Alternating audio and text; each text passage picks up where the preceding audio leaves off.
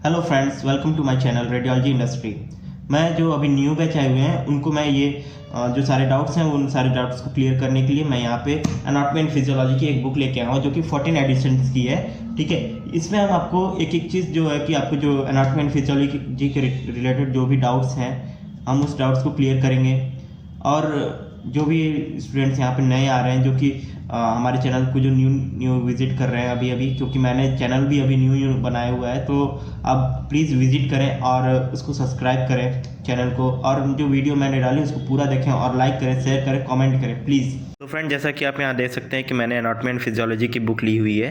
ठीक है, इसके में हम आपको एनाटॉमी एंड फिजियोलॉजी के इंट्रोडक्शन और होमोस्टेसिस, मेटाबॉलिज्म और भी बहुत सारे कुछ, जैसे कि body cavities, how many types of skeleton, बाकी सारे जो भी टॉपिक्स हैं उन सारे टॉपिक्स को हम क्लियर करेंगे। टॉपिक्स को हाईलाइट किया हुआ है जो कि मोर इम्पोर्टेंट टॉपिक्स हैं बेसिक्स के लिए फॉर एन मेडिकल टर्म। ठीक है, तो इसमें देखते हैं हम anatomy and physiology. Anatomy and physiology के हम इंट्रोडक्शन के बारे में हम बात करेंगे। एनाटॉमी के इंट्रोडक्शन कुछ इस प्रकार है कि जो बॉडी का जो शेप होता है, जो बॉडी के जो पार्ट्स के जो शेप होते हैं, उनकी जो लोकेशंस होती हैं, उन सारी चीज़ों के बारे में हम एनाटॉमी में पढ़ते हैं।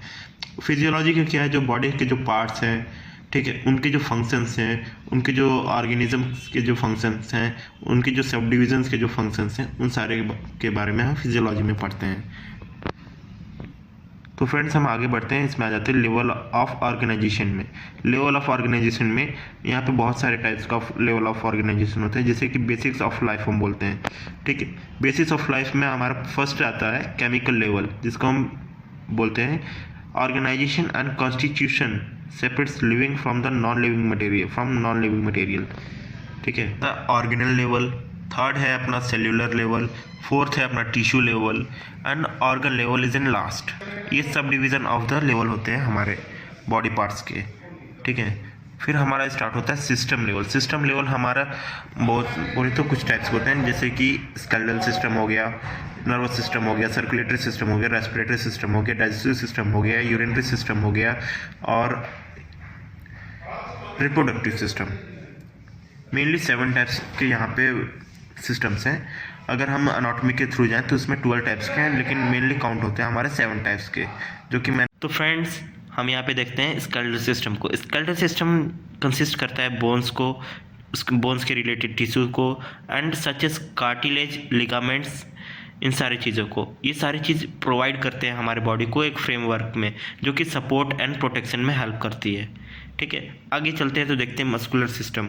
मस्कुलर सिस्टम क्या है, ये इंडिविजुअल मसल्स होते हैं जो कि बॉडी के मूवमेंट में काम करते हैं। ठीक है, ये 3 टाइप्स के होते हैं, हम यहाँ पे देखेंगे 3 टाइप्स के हैं। ठीक है, मस्कुलर सिस्टम में है स्केलेटल मसल, जो कि बॉडी के मूवमेंट, बॉडी के हर एक काम में हेल्प करते हैं। स्मूथ मसल, जो कि एब्डोमेन में प्रेजेंट होते हैं। ठीक है, ये एब्डोमिनल मसल भी हम इसको कहते हैं। तीसरा है कार्डियक मसल, जो कि हार्ट में प्रेजेंट होते हैं, इसको हम हार्ट मसल भी कहते हैं। थर्ड आता है नर्वस सिस्टम। नर्वस सिस्टम क्या है, ये कंपोज करता है brain, spinal cord and nerves को। इसके प्राइमरी फंक्शंस क्या क्या होते हैं, कम्युनिकेशन, किसी से हम जो बात करते हैं तो कुछ सोचते हैं कि क्या बात करना है, उस चीज़ को सोचने में, समझने में, या फिर कोई हमें कोई टॉपिक हमें कोई समझा रहा है, कोई बात हमको बोल रहा है, तो उस चीज़ को समझने सोचने में हमारा हेल्प करता है नर्वस सिस्टम।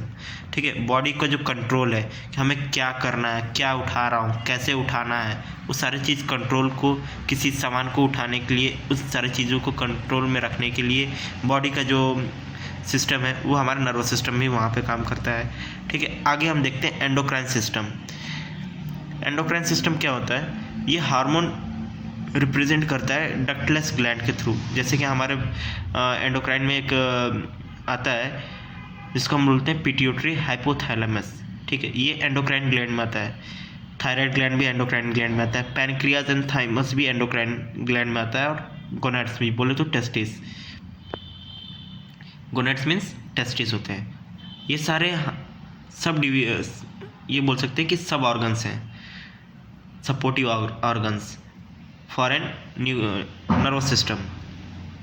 सपोर्टिव ऑर्गन्स किस तरह से हैं, आप ध्यान दीजिएगा। कभी पिट्यूटरी हाइपोथैलेमस, किसी व्यक्ति को आप देखे होंगे जो ड्रिंक कर लेता है, ड्रिंक करने के बाद उसको कुछ होश नहीं रहती है कि वो क्या कर रहा है, ठीक है। वो बॉडी क्या वो सीधा से खड़ा भी नहीं हो पाता है ठीक से, क्योंकि उसका जो सेरेबेलम है वो स्टेबलाइज नहीं कर पा रहा, उसको डिटेक्ट नहीं कर पा रहा है कि बॉडी को स्टेबल रखा जाए या ना रखा जाए। वो पूरी कोशिश करता है लेकिन बॉडी उसके कंट्रोल में नहीं होती। तो ड्रंक करने के बाद हमेशा आदमी अपना नर्वस सिस्टम या फिर अपने बॉडी पर से कंट्रोल खो देता है, जिसको हम बोलते हैं डिसफंक्शन ऑफ द सेरेबेलम। ठीक है, आगे बढ़ते हैं हम लोग ट्रांसपोर्ट एंड डिफेंस। ठीक है, ट्रांसपोर्ट और डिफेंस हम क्या बोल सकते हैं। देखो, ट्रांसपोर्ट जो बॉडी में जो ब्लड फ्लो हो रही है अपने सर से लेकर के पैर तक, पैर से सर तक, जो ऑक्सीनेटेड और डीऑक्सीनेटेड ब्लड को कैरी करती हैं वेन्स एंड आर्टरीज, ठीक है, उनको हम बोलते हैं वो सर्कुलेटरी सिस्टम के एक पार्ट्स हैं। ठीक है, उन चीज़ पार्ट्स को हम बोलते हैं कि जो बॉडी से deoxygenated blood and oxygenated blood body के अदर पार्ट्स को प्रोवाइड करती हैं, और डीऑक्सीनेटेड ब्लड उनसे वापस लेकर के हार्ट में आती है, जो कि क्लियर होकर के ऑक्सीनेटेड होकर के अरोटा के थ्रू अदर बॉडी पार्ट्स में जाते हैं। उनके ऊपर हम बोलते हैं सर्कुलेटरी सिस्टम। वो सर्कुलेटरी सिस्टम के ऊपर हमारा काम कर रहा होता है। थर्ड हमारा आ जाता है रेस्पिरेटरी सिस्टम। रेस्पिरेटरी सिस्टम में हमारे होते हैं nose, pharynx, larynx, trachea, bronchi and lungs. ठीक है, इन सारी चीज़ों को इंक्लूड करके हम अपने बॉडी में एयर को एक्सचेंज करते हैं। एयर क्या क्या एक्सचेंज करते हैं? Oxygen and carbon dioxide. हम ऑक्सीजन को रिसीव करते हैं, कार्बन डाइऑक्साइड को रिलीज करते हैं through this noted body parts. Digestive system में हम आ जाते हैं। डाइजेस्टिव सिस्टम कंपोज करता है mouth, pharynx, oesophagus, stomach and small and large intestine, rectum and anal canal. हम माउथ से खाना खाते हैं, ठीक, वो फेरेंक्स के थ्रू गले में आता है, फिर फेरेंक्स के बाद स्टमक में आता है, एसोफेगस के थ्रू आता है स्टमक में, ठीक, स्टमक से फिर सेक्रेशन होने के बाद स्मॉल इंटेस्टाइन और लार्ज इंटेस्टाइन में अब्जॉर्प्शन के लिए जाते हैं, फिर वो रेक्टम में के थ्रू एनल कैनाल से वेस्टेज बाहर निकल जाती है। इन सारी चीज़ों में, डाइजेशन के सारी चीज़ों में हमारे एसेसरी ऑर्गन्स जो इंक्लूड होते हैं वो जैसे कि टीथ हो गए, टंग हो गए, सैलिवरी ग्लैंड हो गए, ठीक है, लीवर हो गए, गॉल ब्लैडर हो गए, पैनक्रियाज हो गए, ये सारी चीज़ एसेसरीज में आ जाती हैं। आगे हम बढ़ते हैं यूरिनरी सिस्टम के तरफ। तो यूरिनरी सिस्टम जो होता है, यूरिन को जो पास आउट करने का जो प्रोसेस होता है वो यूरिनरी सिस्टम में हम पढ़ते हैं। यूरिन कहाँ बनता है, कैसे पास आउट होती है, कैसे उसके क्यों बनता है, वो सारी चीज़ को हम देखते हैं। तो यूरिनरी सिस्टम में सबसे पहले इंक्लूड होते हैं organ kidney, ureter, bladder and urethra. ठीक है, ये चार चीज़ इंक्लूड होते हैं उसके में। किडनी क्या करती है, क्लियर करती है ब्लड के वेस्ट को, क्लियर करके और ये कन्वर्ट करती है यूरिन में। ठीक, फिर यूरिन जो है यूरेटर्स के थ्रू ट्रांसफ़र होता है अपने ब्लैडर में, यूरिनरी ब्लैडर में, जहाँ पे स्टोरेज होता है यूरिन का, वहाँ पे स्टोरेज कर रखता है ब्लैडर अपने पास। फिर जब हाई पीक लेवल पे आ जाता है यूरिन, तो फिर वो यूरेथ्रा के थ्रू अपना पास आउट कर देता है। थर्ड अपना नेक्स्ट हम टॉपिक पे आते हैं रिप्रोडक्शन एंड डेवलपमेंट। रिप्रोडक्शन आप सभी लोग जानते हैं किसको हम लोग बोलते हैं, ठीक है, उसको बताने की उतनी ज़रूरत है नहीं।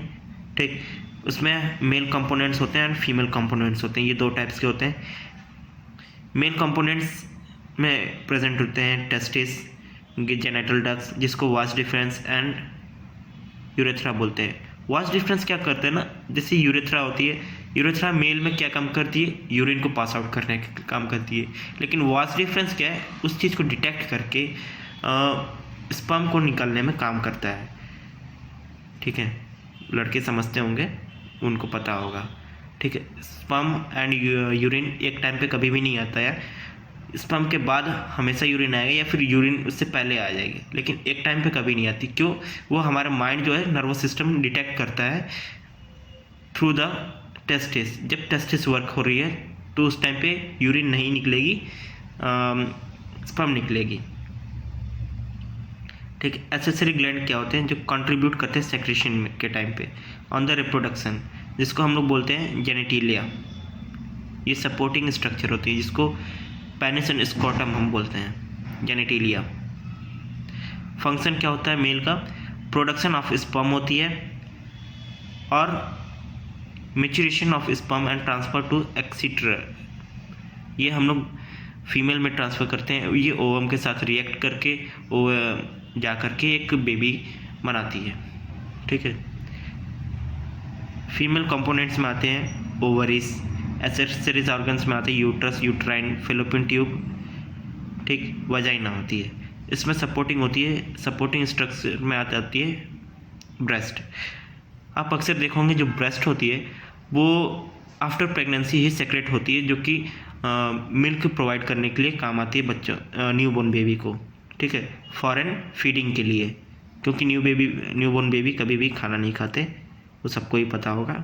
मैंने बस ऐसे ही थोड़ा सा मस्ती मजाक में बोल दिया उसको, ठीक है। Function of female reproductive system क्या होता है? प्रोडक्शन ऑफ ओवम, ठीक है, ये reception of the male sex cell and promotion of fertilisation.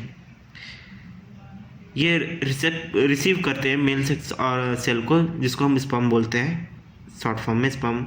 ये स्पर्म को रिसीव करती है, फिर प्रमोट करती है फर्टिलाइजेशन के लिए, ठीक है। Transfer to fertilisation to uterus, फिर ये यूट्रस में जाता है। डेवलपमेंट ऑफ फर्टिलाइजेशन ओवम होता है। फिर अलो टू बर्थ ऑफ यंग, फिर ये न्यूबॉर्न बेबी पैदा करने के लिए अलाउंस करती है, ठीक।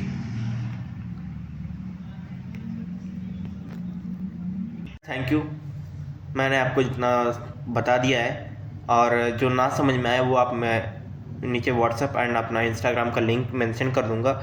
और मैं थोड़ा नर्वस हूँ क्योंकि ये मेरा फर्स्ट वीडियो है, तो जो भी गलती वलती हुई होगी उसमें आप माफ़ कर देना, ठीक है। Thank you.